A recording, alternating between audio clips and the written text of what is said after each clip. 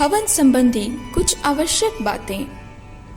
वैसे तो प्रत्येक कार्य ही विधि पूर्वक करना उचित है, परंतु यज्ञ जैसे महान धार्मिक कृत्य को तो और भी अधिक सावधानी, श्रद्धा, तत्परता पूर्वक करना चाहिए। जिन विधि विधानों का, नियमों का शास्त्रों में उल्लेख है, उनका पालन करने में लापरवाही न करनी चाहिए। गीता में ऐसे अधूरे और लापरवाही से किए हुए यज्ञ की निंदा की गई है और उसे तामस ठहराया गया है।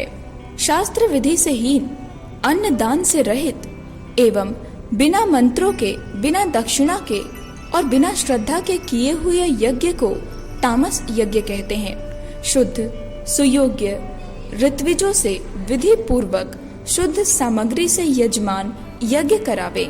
विधि पूर्वक यज्ञ संपन्न होने से देवता संतुष्ट होते हैं, जिससे अच्छे सम्मान तथा यथोचित यज्ञ फल की प्राप्ति होती है। होम, आचमन, संध्या, स्वस्ति वाचन और देव पूजादि कर्मों को एक वस्त्र से न करें। नाभि तथा नाभि से काम भाग में और एक पृष्ठ भाग में इस प्रकार धोती की 3 कांचे लगाने से ब्राह्मण कर्म के योग्य शुद्ध होता है। श्रोत और स्मार्त कर्मों में 2 यज्ञोपवीत धारण करने चाहिए। कंधे पर अंगोछा न हो तो तीसरा शिर स्थान पर बाल न हो तो ब्रह्म ग्रंथि लगाकर कुश की शिखा धारण करें। जो ब्राह्मण हाथ में कुश लेकर कार्य करता है वह पापों को नष्ट करता है। होम, जप आदि करते हुए अपान वायु निकल पड़ने, हंस पड़ने, मिथ्या भाषण करने, बिल्ली मूषक आदि के छू जाने, गाली देने और क्रोध आ जाने पर हृदय तथा जल का स्पर्श करना ही प्रायश्चित है। ग्रंथों में अनेक विधि विधानों का अधिक खुलासा वर्णन नहीं है, संक्षिप्त रूप से ही संकेत कर दिए गए हैं। ऐसे प्रसंगों पर कुछ का स्पष्टीकरण इस प्रकार है। जहाँ कर्ता का हस्त आदि नहीं कहा गया हो कि अमुक अंग से यह करें, वहाँ सर्वत्र दाहिना हाथ जाना चाहिए। जब होम आदि में जहाँ दिशा का नियम न लिखा हो, वहाँ सर्वत्र पूर्व, उत्तर और ईशान इनमें से ही किसी दिशा में मुख करके कर्म करें। जहाँ यह नहीं कहा गया हो कि खड़ा होकर, बैठकर, झुककर कर्म करे, वहाँ सर्वत्र बैठकर कर्म करना चाहिए।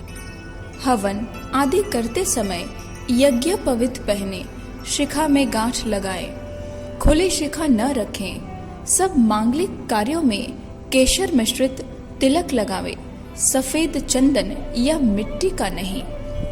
तिल, उड़द तीनी, भदौ, धान, जौ, ईख, बासमती चावल, मूंग, दूध, दही, घी और शहद ये हविष्यान्न हैं। इनमें जौ मुख्य है, उसके बाद धान।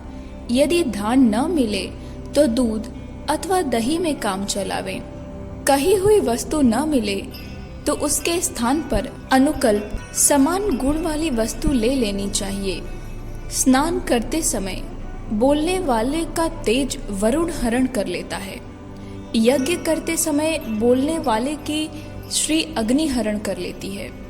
भोजन करते समय बोलने वाले की आयु यम हरण कर लेते हैं। भूख, प्यास, क्रोध आदि से व्याकुल व्यक्ति मंत्रहीन अप्रज्वलित अग्नि में हवन करता है तो वह अगले जन्म में अंधा होता है।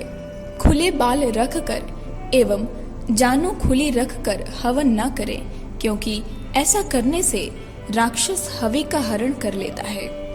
तिल से आधे चावल, चावल से आधे जौ, जौ से आधी शक्कर और आधा घी लेना चाहिए।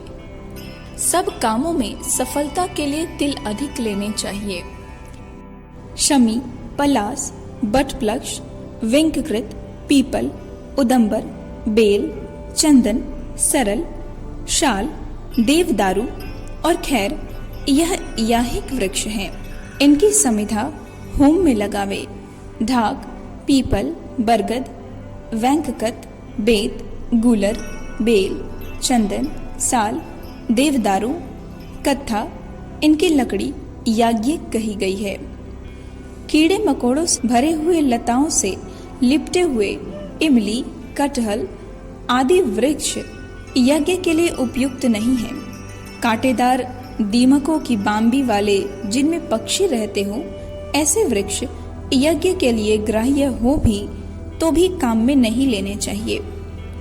आरंभ में ओंकार और अंत में स्वाहा लगाते हुए मंत्र देवता का ध्यान करते हुए स्वाहा के अंत में आहुति छोड़ें।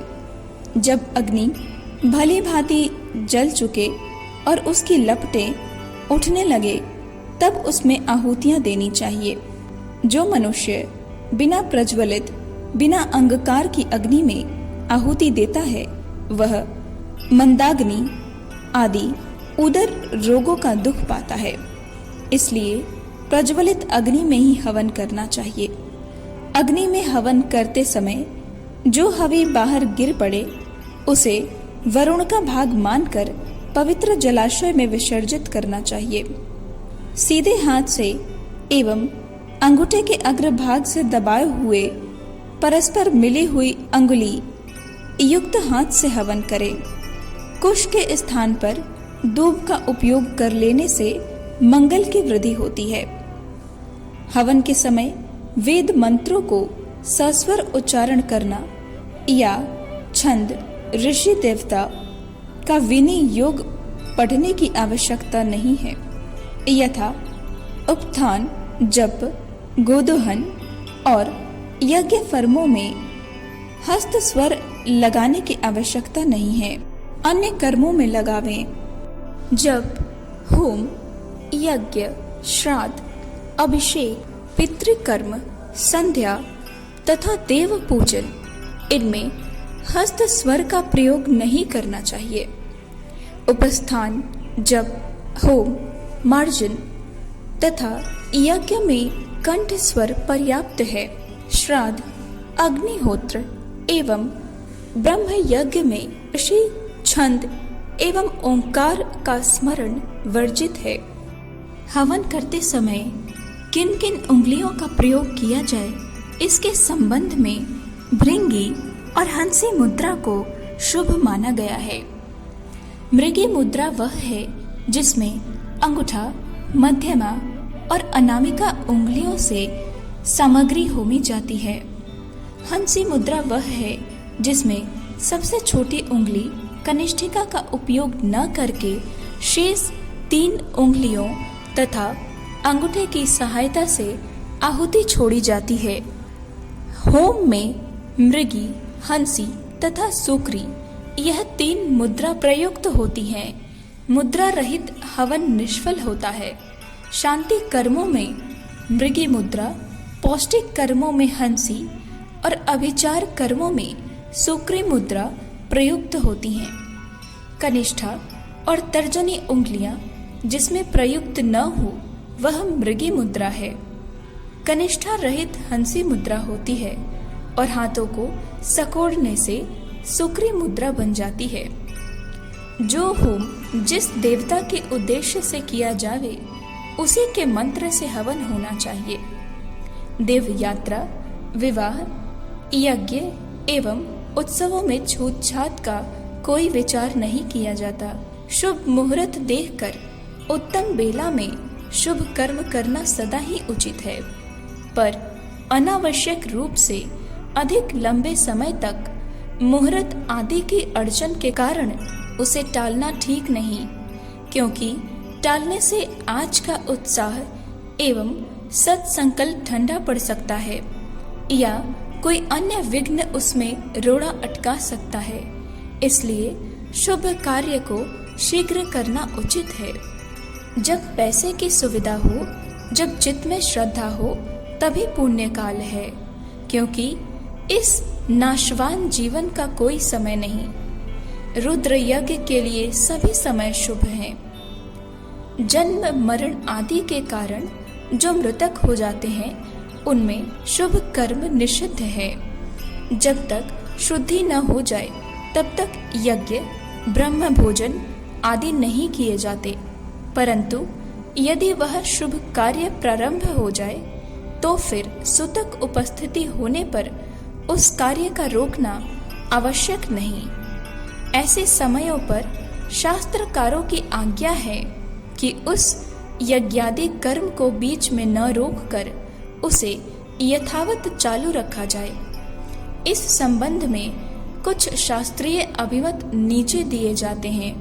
यज्ञ हो रहा हो ऐसे समय यदि जन्म या मृत्यु का सूतक हो जाए तो इससे पूर्व संकल्पित यज्ञादि धर्म में कोई दोष नहीं होता।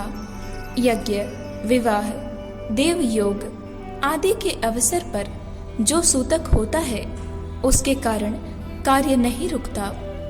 देव प्रतिष्ठा, उत्सर्ग, विवाह आदि में उपस्थित सूतक में बाधा नहीं।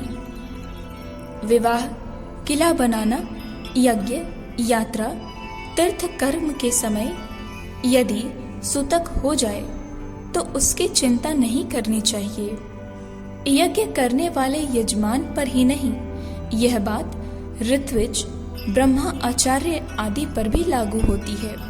उनके यहाँ कोई सूतक हो जाए तो वह यज्ञ करने, कराने या उसमें भाग लेने के अधिकारी नहीं होते तथा ऋत्विजों को, यजमान की पत्नी को और आचार्य को जन्म या मरण का सूतक नहीं लगता। यज्ञ कर्म की पूर्ति हो जाने पर ही उसे सूतक लगता है। ऋत्विज, दीक्षित, अन्नसत्री, चंद्रायण आदि व्रतों में तत्पर ब्रह्मचारी, दानी, ब्रह्मज्ञानी और याज्ञिकों की दान में, विवाह में, यज्ञ में, संग्राम में, देश विप्लव में और आपत्ति में सद्य शुद्धि हो जाती है। यज्ञ के मध्य सूतक हो जाने पर तात्कालिक स्नान कर लेने मात्र से उसकी शुद्धि हो जाती है। ऐसे अवसरों पर सूतक निवृत्ति के लंबे समय तक प्रतिज्ञा करने की आवश्यकता नहीं होती। यज्ञ और विवाह में जन्म या मृत्यु का सूतक आ जाए तो उसको सद्य शुद्धि हो जाती है। उस पूर्व संकल्पित कार्य या विवाह आदि में कोई बाधा नहीं पड़ती। गायत्री चर्चा। अखंड ज्योति, फरवरी सन 1954, पृष्ठ संख्या 24, 25, 26, 27, 28। हमारे YouTube चैनल विचार क्रांति दूत अखंड ज्योति पत्रिका को सब्सक्राइब करें एवं अगली वीडियोस प्राप्त करने के लिए बेल आइकन दबाएं। धन्यवाद।